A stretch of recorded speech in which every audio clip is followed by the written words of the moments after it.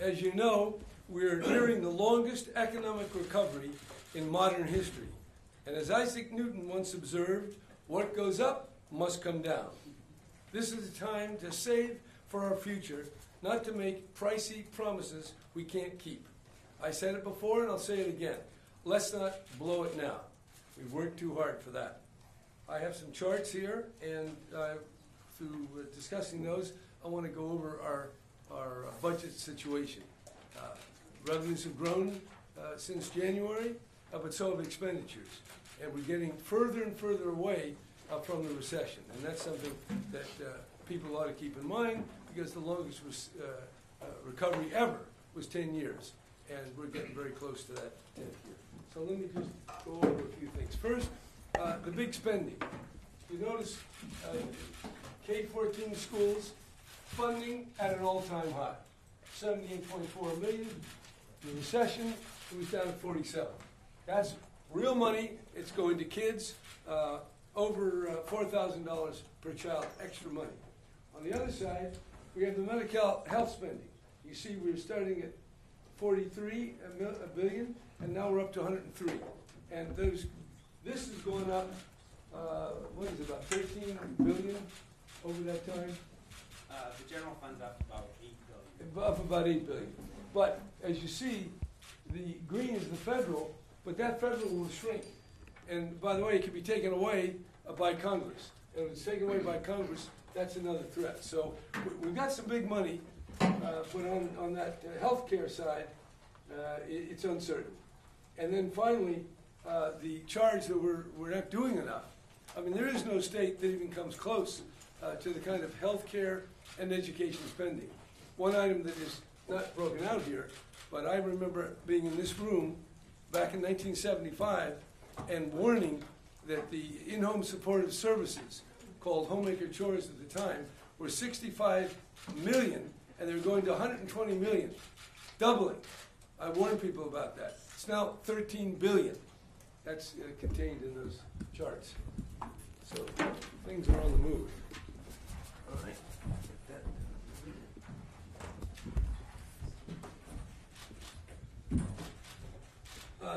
This chart illustrates where we are. The longest recession, the longest recovery rather, started in April 1991, and as you see, it's 10 years. We're just a little ways. We're right here, right now, and we get to there, then we have an overhang, and overhang meaning we're beyond anything that's happened before. Now, one thing that I've sometimes missed, and I think we all tend to forget it, the revenue that we project is not in the bank. It is a prediction of revenue to come.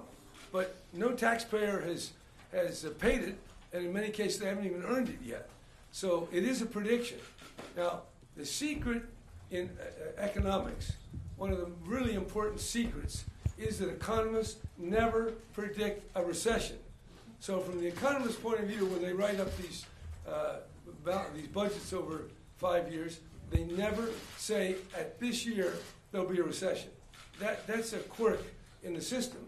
So we have to realize that. Now, for example, over here we have the capital gains. That's just one piece of our revenue stream. I want to just say, up here, Gray Davis, he was really feeling great, but he ended up down here. Arnold started to feel even a little greater, and he ended up down here. So now we're up here, and that line up there doesn't exist. That's a Cohen special. Now I want to just put a big, well, you can't really see that red, but there it is. Now, that's the Cohen line. I want to draw the Jerry Brown line. Okay, so it's hard to see, like maybe, is this black? No, that's all right. white. I think they got it.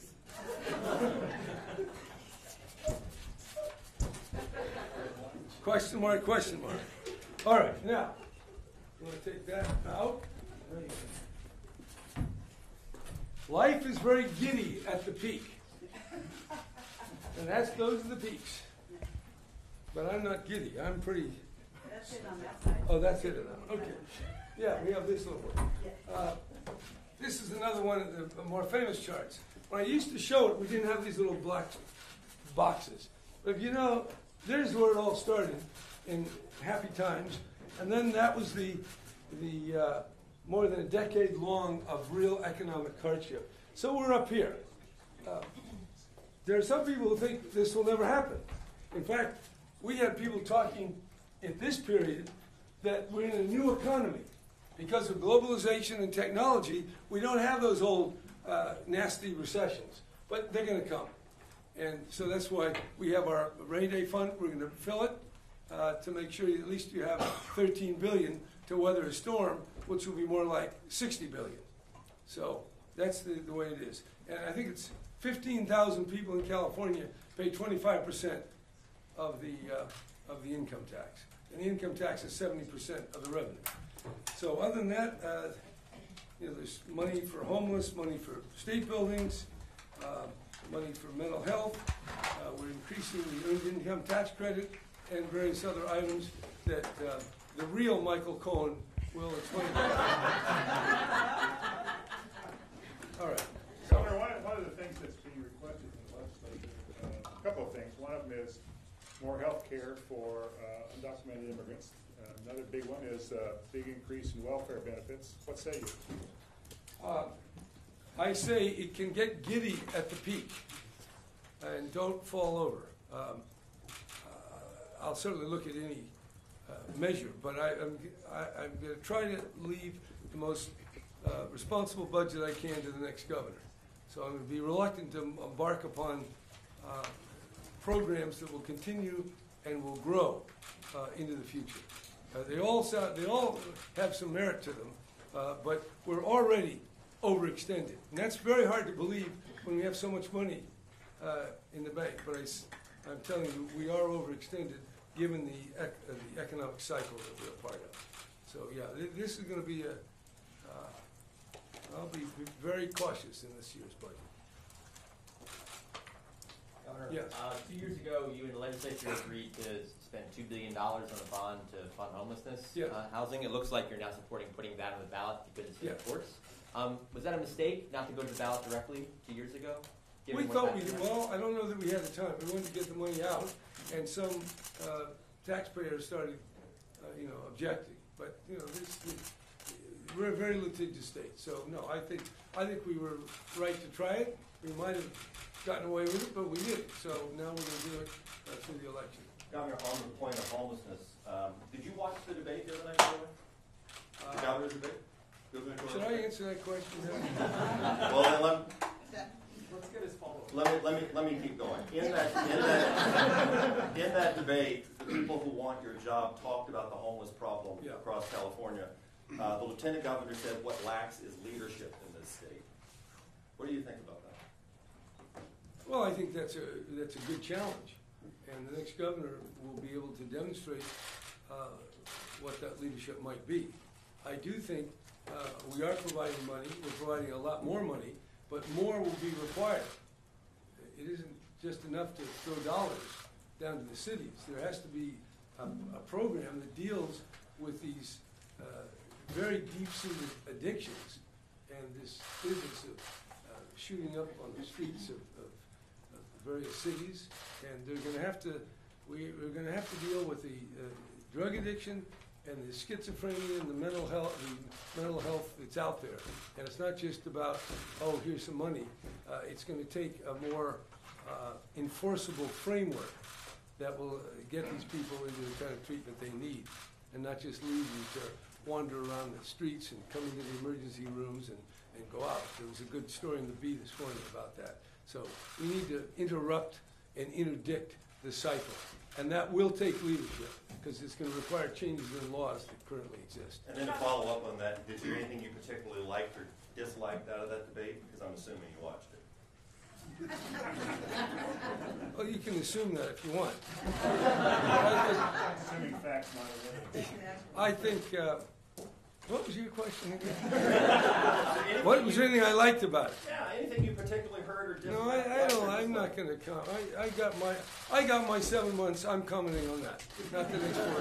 Governor, considering the new federal tax law and the flush general fund, Would you consider any major tax changes this year?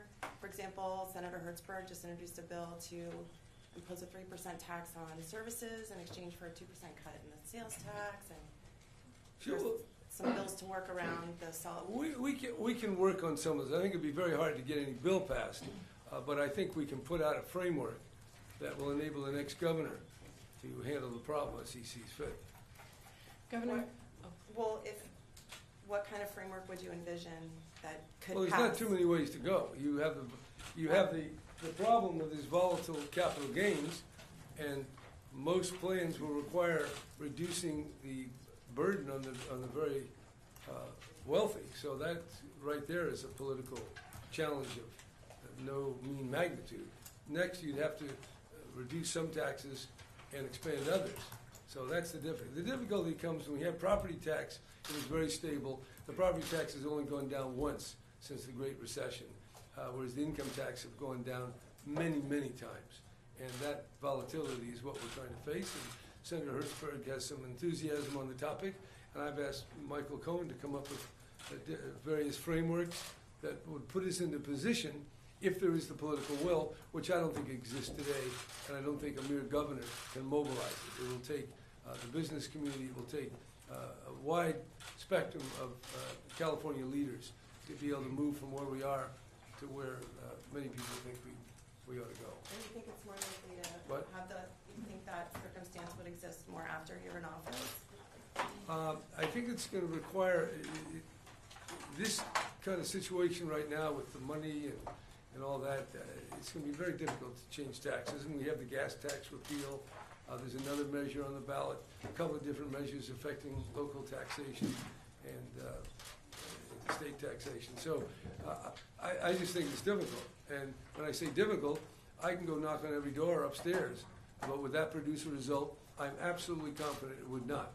But we'll work with the senator and see if we can't get a measure that will take a few years to actually get to reality. I don't think it can be done overnight. We've been doing a number of different things over the last few years, and the reason why we went for the income tax is why that was viable. Originally, I asked the legislature to continue the Schwarzenegger taxes, but they wouldn't do that. So the only way that I thought was politically viable is Prop 30. I didn't believe that should be continued, but the legislature did, because they would have had to do some cuts, and there it is. So this is a very difficult problem. Taxes are always hard to deal with. Governor, I see that the budget holds firm on the 3% increase for CSU and UC that was proposed in January. Well, it doesn't quite hold fast, because there's $100 million for deferred maintenance. In terms of ongoing funding, though, are you open to spending more? There have been a bipartisan call for. Well, but there's a bipartisan call for 4 or 5 different things that involve many, many billions. So that's not realistic. So I'm open to realistic proposals that live within the conditions that we have to face, which is we're on the peaks and we're about ready to head down to the valleys. So the legislature will have some ideas. We'll work together. But I can tell you all the people that want things won't be getting what they like to have. If the rainy day fund bills to 10% of general fund revenue, the state's supposed to begin spending on infrastructure. Do you want to spend money on infrastructure when the rainy day fund is filled, or would you like to pre-fund some debt, find some other way to save money prior to filling the rainy day fund? I don't know if I fully understand that question. When the rainy day fund fills up 10%. Then we should take that and build roads with it? That's what the law says. It's supposed to kick in and spend infrastructure. Look, if we don't have deficit spending like the federal government, we have to have a rainy day fund. If you really want to have trouble-free budgeting, you'd have a rainy day fund that is even larger than the one we have. So taking money out of that is not a very wise thing. So I'm saying, do you need another rainy day fund, another savings account to save even more money? Well, when you have the $5 billion, and let's see if we can hold that. Because Michael, but some people want to do away with the $5 billion that is dedicated to roads. So there's a lot of uncertainty. So now is not the time to. So anyway, I think the rainy day fund is needed. It still won't be enough. There'll have to be borrowing and other accounting maneuvers that'll be needed, deferrals and what have you. That's all gonna take place in the next 4 years. That, I'm absolutely positive.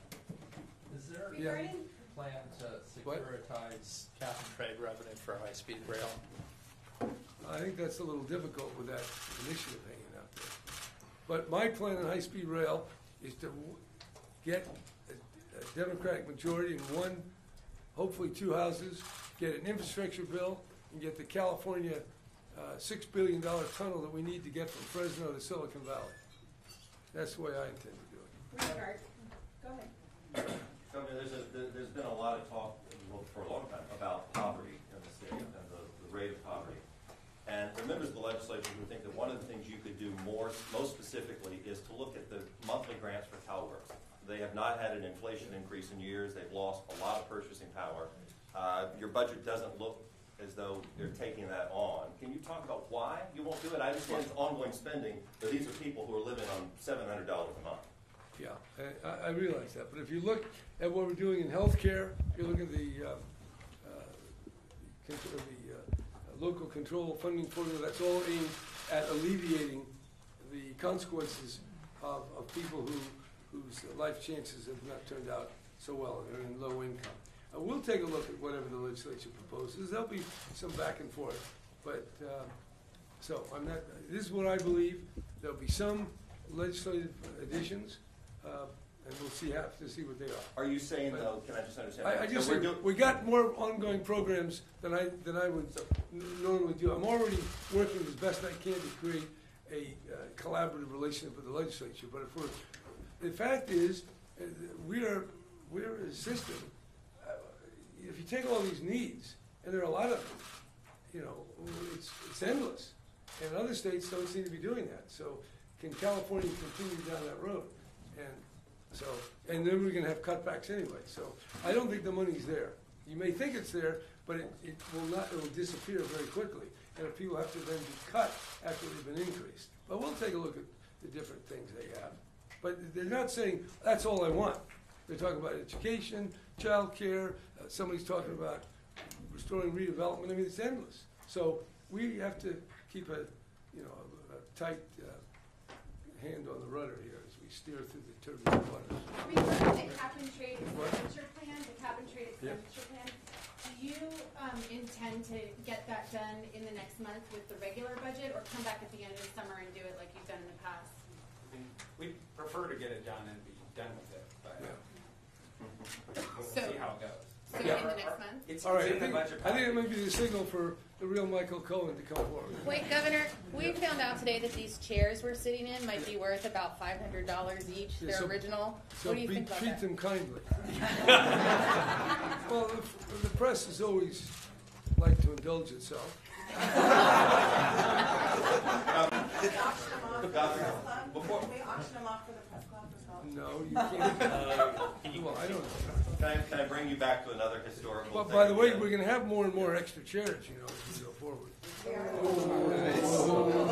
close, too close, too close. Probably should let you end on that, but can I ask you something different? Governor, if I can bring it to a local issue, I mean, you're in But charge. he was talking to me. Well, let me do this really quickly. This is just simply, this is your final revised budget. You've done 16 of these over the course of the years that you've been here. Can you just talk, governors typically leave their next guy with a deficit. Can you just talk about what the budget process has looked like to you going in from 2011 to now? Surprised, not? Did it go the way you wanted it to? I'm just asking you for a Well, little the bit surprise is it's grown so much. Okay. That's an incredible surprise.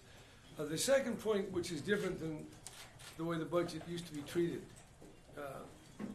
30 or 40 years ago, is we're looking out further.